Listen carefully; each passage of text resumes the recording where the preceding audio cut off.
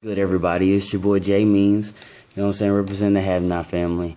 And today we're going to talk more about the ideology of race and its origins in America. And if you missed last talk we talked about the ancient empires of Africa, you know, say on the Nile River Valley. We talked about the Kush empires. We talked about the Nubian pharaohs, the Nubian queens, and we talked about the importance of them to hide that from the black people, not only the black people, but also the white people at that time, to kind of take away the identity of the black people for the use of slavery, to further enslave them into the mind, to further indoctrinate them into their system of capitalism and imperialism. And we kind of touched on different uses of science. You know what I'm saying? We talked about how they used to say blacks were mixed with chimpanzees. Okay, and so kind of we see the dehumanizing of a race, dehumanizing of a culture, and the separation of that culture. So today we're going to move more into the whitewashing of philosophy and religion on the basis of racism. And we kind of have to talk about the reasons why it's important that they had to build these indoctrinations of race, of religion, and of philosophy. And some of the main reasons is because you have to justify what you're doing.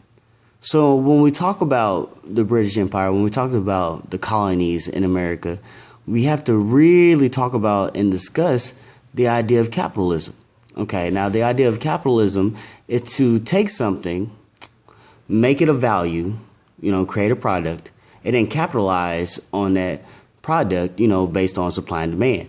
And in the case of the islands of slavery in Jamaica and Haiti, Barbados, and in the southern colonies of America, they were making commodities, whether it be sugar, you know, and tobacco, all these different things. And so we have to look at this form of capitalism and what they really needed slavery for.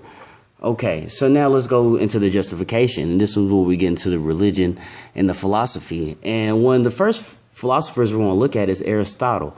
Now, the reason why Aristotle is so important, he was kind of, he was pre-Christian, you know what I'm saying? He was a long way off, but he still kind of started the idea of one people or one race is just meant to be enslaved. And at this time, in the Greek era, it wasn't necessarily with race. It didn't have a color at that time. It was basically if you were a male and if you're Greek, then you were entitled to certain things versus a foreigner or versus a woman.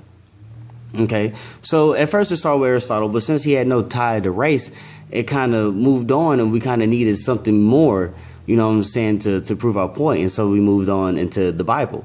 And when we get this from Genesis chapter 9, verse 25, where we talk about Noah and we talk about the descendants of Ham.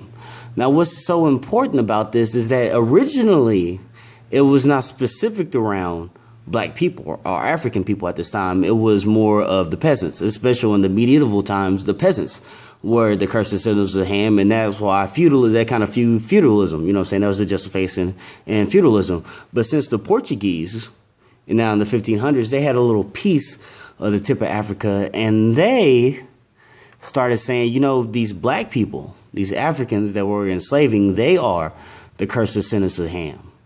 Okay, and we use that in America, and it kind of perpetuated that whole thought. Okay, then not only are they not human, but they don't have the same biblical origin that we do. They are not the chosen people. They are the cursed descendants of Ham. And we also see this in philosophers like John Locke. A lot of people know about John Locke. We learn about John Locke all through history, especially when we talk about the colonial times. They had a period of enlightenment. We also talk about Immanuel Kant.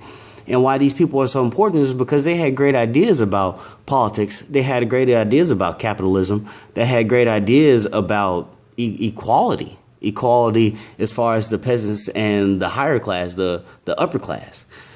But what we don't hear about these people, we don't hear about their ideals on race and how they would say, for example, Immanuel Kant had like these 4 different tiers of equality, where you had the European whites at the top.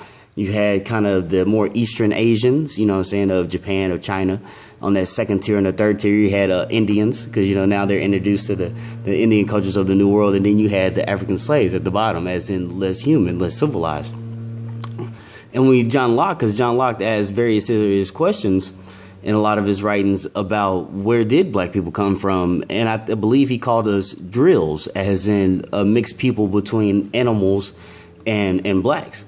And so what we see here, we see these great names and we see these great philosophers of morals and liberty, but we don't hear about their very, very racist ideals. Okay, so that kind of indoctrinates you, and that's why we learn that in school over learning the more full history instead of learning the more connected history. What's necessarily going on in the world, the whole world at that time, and in its raw form. And then we start to see in America, because of these things, we start to see things like the one drop rule. Okay, now this is so important because, yes, in South America they had slaves, yes, in other countries they had slaves, but this one drop rule basically took out that middle class, what we would call mulatto, mixed people. You know, saying white man, high yellow brother, you know, saying whatever you want to call it. We call that mulatto. So now you got this pure idea of race. And you want to keep that purity, and you want to keep that separated from the other side.